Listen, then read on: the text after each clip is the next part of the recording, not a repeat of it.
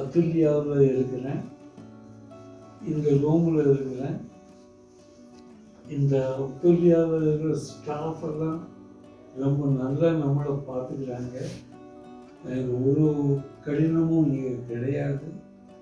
இடம் ரொம்ப நல்லா இருக்குது. 2 ரூம் இருக்குது. நான் இந்த ரூமில் தான் இருக்கிறேன். முன்னாடி இங்கே தான் பார்க்க முடியும். நான் வந்து விமானப்படையில் இருந்தேன்.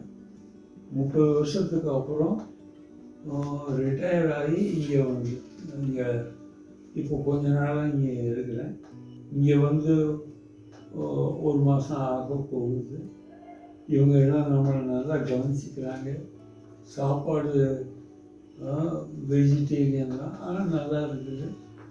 அப்புறம் இங்கே இருக்கிற மருத்துவர்கள் எல்லாம் நம்மளை நல்லா பார்த்துக்கிறாங்க.